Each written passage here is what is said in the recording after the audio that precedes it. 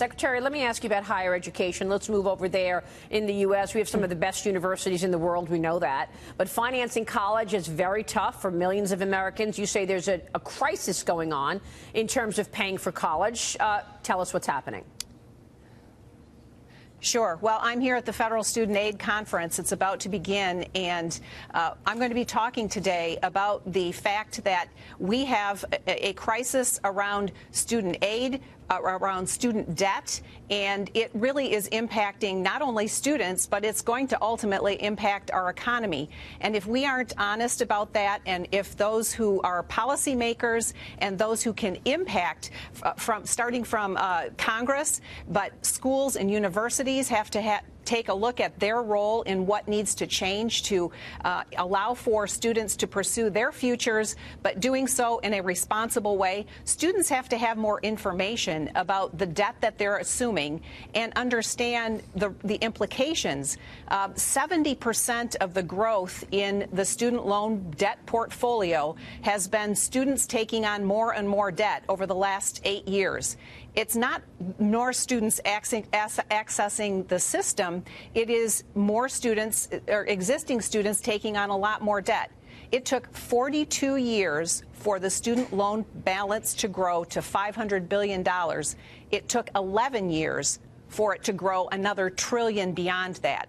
The implications for our economy are staggering.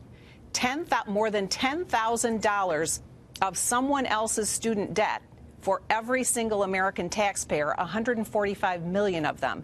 We have to look carefully and have honest conversations about the policies we set and how we implement them and the processes we put in place to help students pursue their futures in a way that they are informed, that they have control of information. Right. And one of the things that we're doing at Federal Student Aid is helping to give students more information. So we've introduced the My Student Aid, the app, and for students applying for FAFSA now, they can go to the app on their phone and complete the FAFSA form. Soon we will be having information added there that they will be able to find program-level data for each of the schools that they're considering attending, so they can find out whether 5 years after graduation they would have the potential to earn what they hope to earn in the program and the major that they're hoping to pursue. Secretary, students having more information. Yep. No, please finish your thought. No, students having more information at their fingertips will give them greater control over their futures, and it will make them more informed about the decisions that they make in taking on the debt initially. Secretary, real quick, we've been talking about China. Has there been any conversation in terms of academia and what academia can do in terms of China and Chinese students coming here, going to our universities, and then taking the best of the best back to China? Well, I think that's an issue that we have to have a lot further conversation about.